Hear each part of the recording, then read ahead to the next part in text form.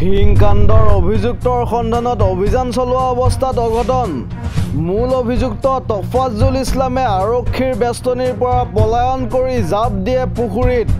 ইতিমধ্যে আৰক্ষীয়ে পানীৰ পৰা উদ্ধাৰ কৰে তফাজ্জুলৰ মৃতদেহ উদ্ধাৰৰ পিছতে ধিঙৰ বৰভেটি গাঁৱৰ স্থানীয় ৰাইজৰ বৃহৎ সিদ্ধান্ত।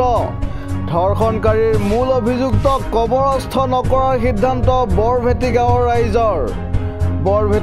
ৰাইজৰ আৰু এক বৃহৎ সিদ্ধান্ত। এঘৰীয়া কৰিলে ধৰ্ষণ কাণ্ডৰ মূল অভিযুক্তৰ পৰিয়ালক। News desk report any Assam 24/7। আপোনালোকৰ মাধ্যমেদি আমি গোটেই অসমবাসী ৰাইজক ক'ব বিচাৰিছোঁ যে আমাৰ ধিঙত ইতিমধ্যে যিটো ধৰ্ষণ কাণ্ড সংঘটিত হৈছে তাৰ মূল অভিযুক্ত তফাজ্জুল আলী, তেওঁ ইতিমধ্যে পানীত পৰি আমি খবৰ পাইছোঁ পানীত পৰি মৃত্যুবৰণ কৰিছে। আমি নিশ্চয় আমাৰ এটা দুখ লগা কথা যে আমি আজি এই গাঁৱৰ এই তফাজ্জুল আলী বৰবেটিৰ ল'ৰা, সি এনেকুৱা এটা দুখ কৰিছে যিটো আমাৰ বৰবেটি গাঁৱৰ ৰাইজে তাৰ লগত আমি সহযোগ কৰা নাই আৰু আমি ধিক্কাৰ দিছোঁ।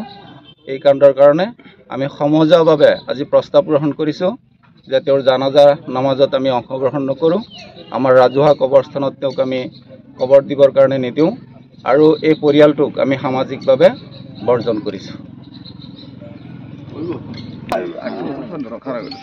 আপোনালোকৰ জৰিয়তে আমি গোটেই অসমবাসীক জনাব বিচাৰি আছোঁ যে আমি বৰবেটি গাঁওবাসী হিচাপে অতি লজ্জিত। যিটো ঘটনা আমাৰ বৰবেটি গাঁৱৰ ল'ৰাই কৰিছে বুলি আমি ইতিমধ্যে গম পাইছোঁ আৰু তাৰ যিটো মেইন যিটো দোষী তফাজ্জুল ইছলাম, সেই ল'ৰাটো ইতিমধ্যে আমাৰ ধিঙতে এখন পুখুৰীত পৰি মৃত্যুবৰণ কৰা বুলি আমি গম পাইছোঁ।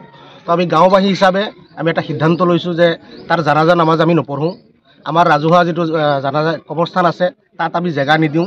তো সেই পৰিয়ালটোক আমি এঘৰীয়া কৰিছোঁ। দোষী সদায় দোষীক আমি বিচাৰোঁ যে শাস্তি হওক আৰু কঠোৰতম শাস্তি হওক, তাৰ পক্ষত আমি আছোঁ। আমি অপৰাধীৰ পক্ষত নাই, আমাৰ সমাজত অপৰাধীৰ কোনো জেগা নাই। ধন্যবাদ। আপোনালোকৰ জৰিয়তে আমি গোটেই অসমবাসীক জনাব বিচাৰিছোঁ যে যোৱাকালি যিটো ঘটনা হৈ গ'ল ধিঙত আমাৰ যোৱা পৰহি, তাৰ যিজন মেইন অভিযুক্ত তফাজ্জুল ইছলাম, সেই ল'ৰাটো আমাৰ বৰবেটি গাঁৱৰ।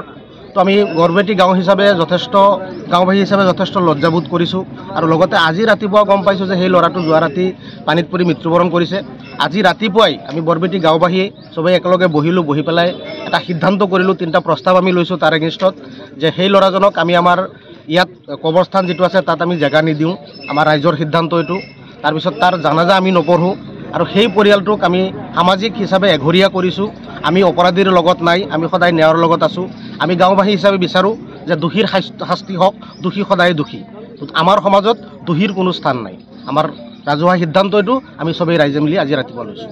অ'কে, ধন্যবাদ।